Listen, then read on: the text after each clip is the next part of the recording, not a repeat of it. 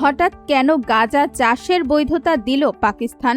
Corona মহামারীর পর থেকেই অর্থনৈতিক সংকট চলছে পাকিস্তানে। ইতোমধ্যে বেশ কিছু শিল্প প্রতিষ্ঠানও বন্ধ হয়ে গেছে।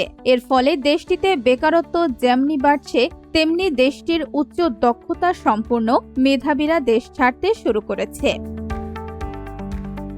আপৎকালীন এই পরিস্থিতি মোকাবেলায় পাক সরকার বিদেশি সাহায্যের পাশাপাশি বিকল্প একটি চিন্তা শুরু করেছে।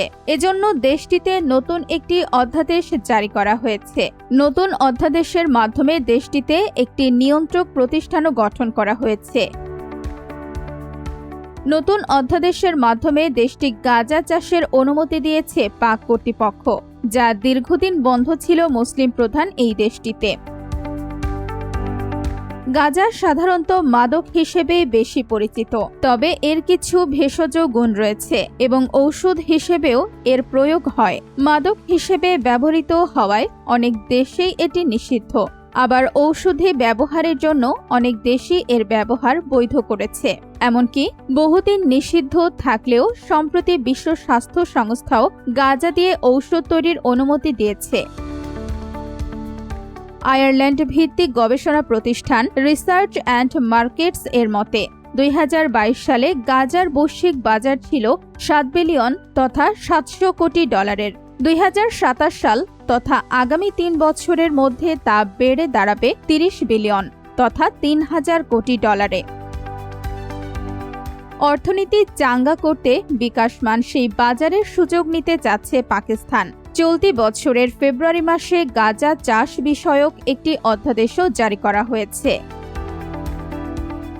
এই অধ্যাদেশ বলে কানাবিস control and regulatory authority CCRA নামে একটি নিয়ন্ত্রক প্রতিষ্ঠান গঠন করা হয়েছে। প্রতিষ্ঠানটির প্রধান কাজ চিকিৎসা ও শিল্প খাতে ব্যবহারের জন্য গাঁজার চাষ, আহরণ, প্রতিশোধন, উৎপাদন ও বিক্রয় নিয়ন্ত্রণ করা। নিয়ন্ত্রণ প্রতিষ্ঠান তৈরির বিষয়টি প্রথম প্রস্তাব করা হয়েছিল 2020 সালে সাবেক প্রধানমন্ত্রী ইমরান খানের আমলে। তবে অভ্যন্তরীণ জটিলতায় এই গঠনের উদ্যোগ থেমে যায়। 4 বছর পর নতুন করে একে কার্যকর করার বিষয়টি গাঁজা চাষে পাকিস্তানের মরিয়া চেষ্টার দিকটি ইঙ্গিত করছে।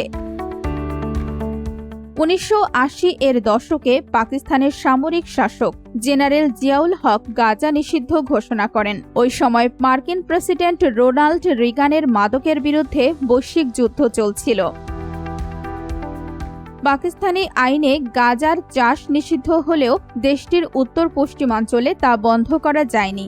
বিশেষ করে খাইবার পাখতুনখোয়া ও বেলুচিস্তান প্রদেশের প্রায় 28,000 হেক্টর জমিতে কয়েক শত বছর ধরে গাছটির চাষ হচ্ছে, যার ওপর সরকারের তেমন কোনো নিয়ন্ত্রণ নেই।